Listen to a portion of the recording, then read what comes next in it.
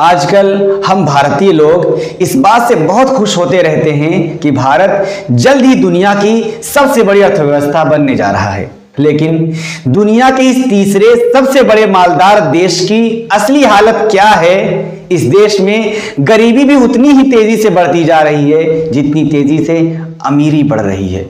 अमीर होने वालों की संख्या सिर्फ सैकड़ों में होती है, लेकिन गरीब होने वालों की संख्या करोड़ों में होती है। ऑक्सफैम के ताजा आंकड़ों के मुताबिक पिछले 2 साल में सिर्फ 64 अरबपति बढ़े हैं। सिर्फ 100 भारतीय अरबपतियों की संपत्ति 54 लाख करोड़ रुपए है। यानी उनके पास इतना पैसा है कि वो भारत सरकार के 1.5 साल के बजट से भी ज्यादा है। सारे अरबपतियों की संपत्ति पर मुश्किल से 2% टैक्स लगता है।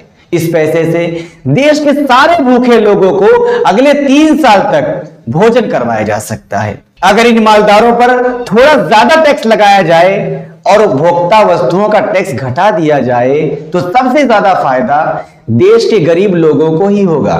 अभी तो देश में जितनी भी प्रॉपर्टी पैदा होती है उसका 40% सिर्फ 1% लोग हजम कर जाते हैं, जबकि 50% लोगों को उसका 3% हिस्सा ही हाथ लगता है। अमीर लोग अपने घरों में 4-4 कारें रखते हैं और गरीबों को खाने के लिए 4 रोटी भी ठीक से नसीब नहीं होती है। ये जो 50% लोग हैं, इनसे सरकार जीएसटी का कुल 64% पैसा वसूलती है, जबकि देश के 10% सबसे मालदार लोग सिर्फ 3% टैक्स देते हैं।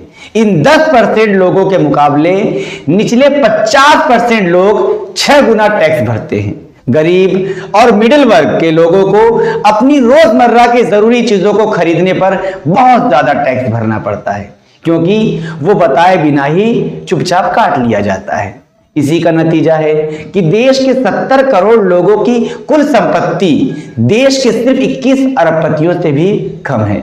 साल भर में उनकी संपत्तियों में 121% का इजाफा हुआ है। अब तो नया बजट आने वाला है। शायद सरकार इन ताजा आंकड़ों पर ध्यान देगी और भारत की टैक्स व्यवस्था में जरूर कुछ सुधार करेगी। देश कितना ही मालदार हो जाए, लेकिन अगर उसमें गरीबी और गरीबी की खाई बढ़ती गई तो वो खुशहाली किसी भी दिन हमारे लोकतंत्र को परलोकतंत्र में बदल सकती है। यह हमने पिछली 2 सदियों में फ्रांस, रूस और चीन में होते हुए अपनी आंखों से देखा है। आपकी क्या राय है? आप अपनी राय कमेंट में हमें भेज सकते हैं। फिलहाल नयन में इतना ही। दीजिए मुझे इजाजत।